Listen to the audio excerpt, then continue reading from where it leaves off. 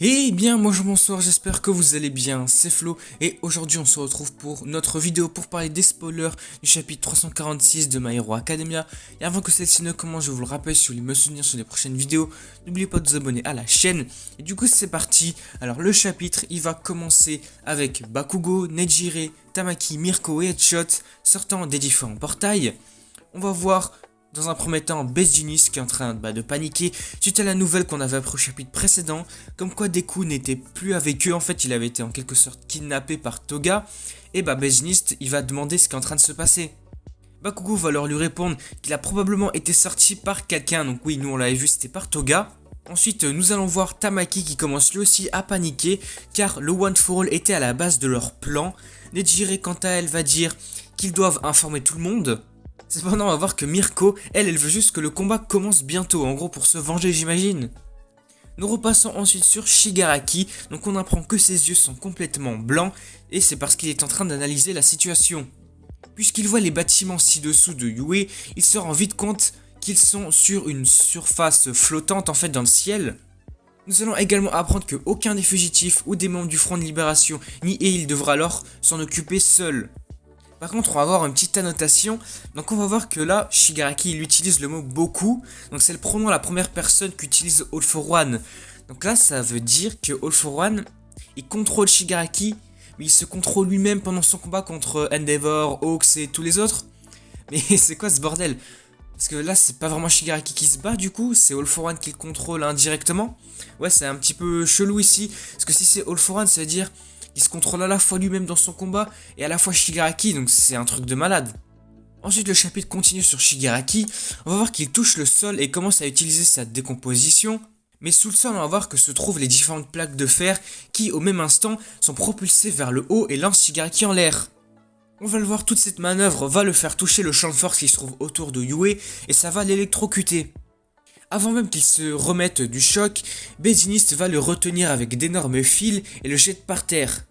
Par la suite, on voit qu'il déchire rapidement ses fils et se rend compte que les plaques expulsées s'effritent en plein air, donc c'est ce qui lui fait comprendre qu'il s'agit d'un mécanisme destiné à neutraliser la propagation de la désintégration de Shigaraki.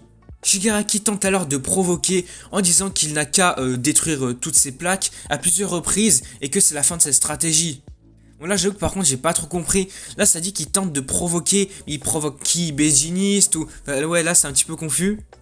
Cependant à l'instant d'après, on voit que le sol qui a été détruit est directement remplacé par de nouvelles plaques. Dans ces cas là, alors Best Jeanist dit qu'il n'a pas à s'inquiéter parce qu'ils ont beaucoup de ressources.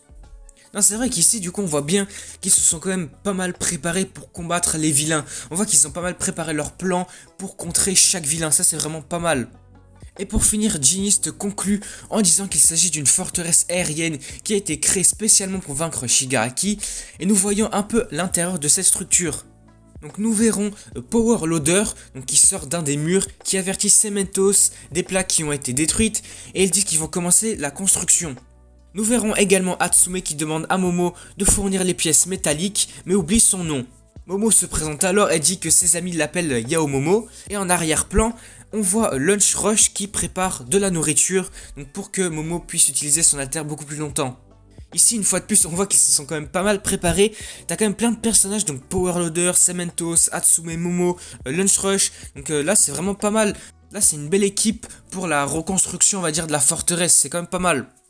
Nous revenons ensuite sur Best Jeanist, disant qu'ils sont pleinement conscients du pouvoir de Shigaraki, qui est basé sur la guerre précédente et sur la bataille avec Star and Stripes, et que Hatsume elle-même a suggéré l'idée de cette arène pour le neutraliser.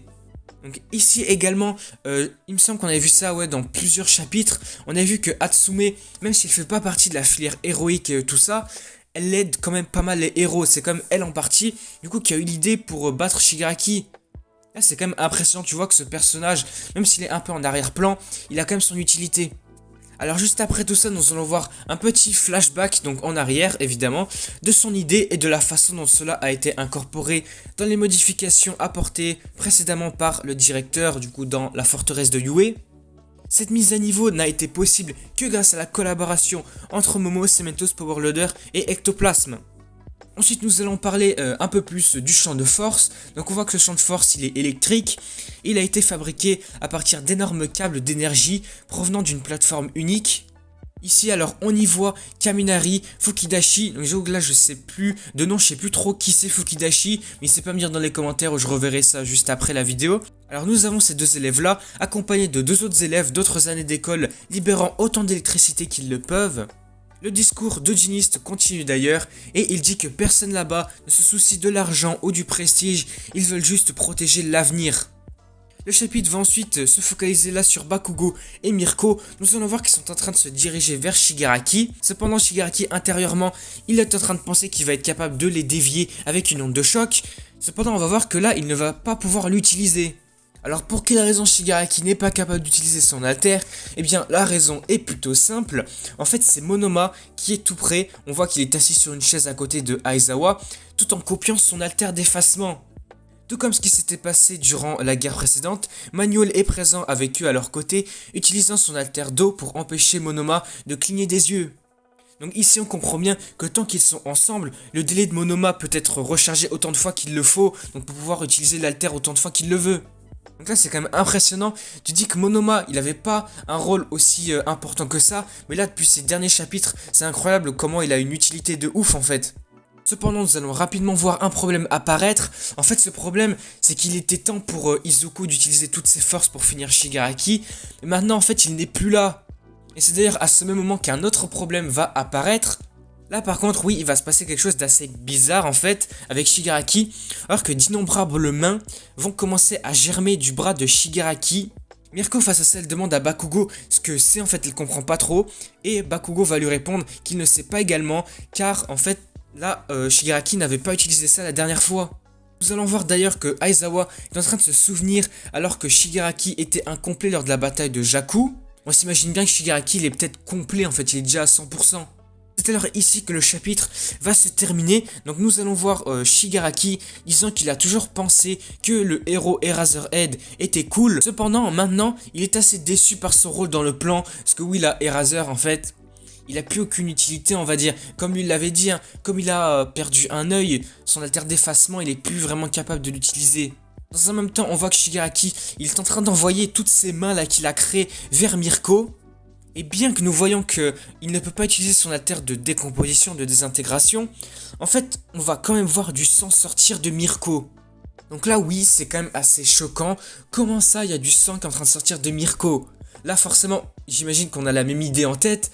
Est-ce que tu es en train de me dire que Mirko va peut-être mourir? Non là franchement si ça arrive, je serais quand même dégoûté. C'est-à-dire tu fais pas... Enfin tu tues pas Mirko comme ça. Déjà qu'elle a été grave blessée. Après j'espère pas qu'elle va mourir, il y a rien de sûr. Mais je sais pas, c'est quand même étonnant. Là franchement j'espère que Mirko va juste sortir blessé de cette attaque de Shigaraki, là ce truc bizarre avec ses mains. Parce que si Horikoshi nous l'a fait tuer en fait, ça serait vraiment dommage, j'ai pas envie qu'elle meure comme ça. Bon bah du coup voilà, la vidéo spoiler s'arrête ici, en tout cas les spoilers s'arrêtent ici. J'avoue que là ce chapitre il est quand même pas mal, on voit que les combats ont vraiment commencé, surtout celui de Shigaraki. Et tout au long du chapitre on va bien voir que là globalement les héros sont quand même assez choqués, ils ont un peu peur. Ils sont vraiment préoccupés par le fait que là Izuku n'est pas à leur côté, parce que lui était censé avoir un grand rôle vis-à-vis de Shigaraki, mais là il ne sera pas capable de faire quelque chose. De plus, bah du coup, on sait également que Monoma a quand même une grande utilité. Il a quand même copié l'alter de Aizawa, du coup l'effacement. On voit quand même que, en quelque sorte, Monoma, il prend la relève de Aizawa. Ça, c'est quand même cool. On aura également vu que par rapport à la création de la forteresse de Yue et tout ça, il y a quand même une grande collaboration du coup avec Momo, Cementos, Powerloader, Ectoplasm, ainsi que Asume. Du coup, ça c'est quand même pas mal.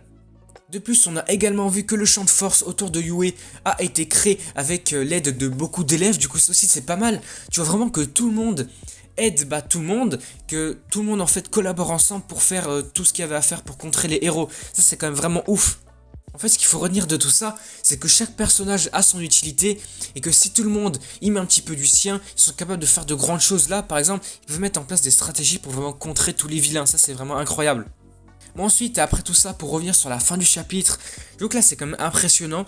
Comment ça se fait que Shigaraki, là il est en train de créer un truc bizarre avec ses mains. En fait je sais pas, il y a plein de mains qui sortent de son bras, c'est un truc de ouf. Comme Aizawa s'est souvenu, en fait lors de la guerre précédente, Shigaraki n'était pas complet à 100%. Et depuis le temps j'imagine bien que là il est à 100%. C'est peut-être pour ça que là il a débloqué peut-être de nouveaux pouvoirs, je sais pas trop. Mais en tout cas, le truc le plus choquant, enfin en tout cas le truc qu'on retient le plus dans le chapitre, c'est que là il attaque Mirko et bah, en tout cas il est en train de la blesser, il y a du sang qui est en train de sortir d'elle. Alors j'avoue que là, je commence un petit peu à m'inquiéter en fait là de Mirko. Est-ce qu'elle va se sortir juste blessée ou est-ce qu'à la fin elle va en mourir? J'espère pas. N'hésitez pas à me dire dans les commentaires ce que vous en pensez. Mais j'espère que Mirko va quand même s'en sortir. Bon bah voilà, du coup on va s'arrêter ici pour cette vidéo. J'espère qu'elle vous aura plu. Si c'est le cas, n'hésitez pas à me le dire dans les commentaires. N'hésitez pas à liker, à commenter, à partager. Et surtout, bah n'oubliez pas aussi de me dire dans les commentaires ce que vous avez pensé du chapitre. Si vous avez quand même des choses à dire par rapport à tout ce qu'on avait vu. Et surtout, n'oubliez pas de vous abonner à la chaîne pour me soutenir sur les prochaines vidéos. Et du coup, moi je vous dis à la prochaine.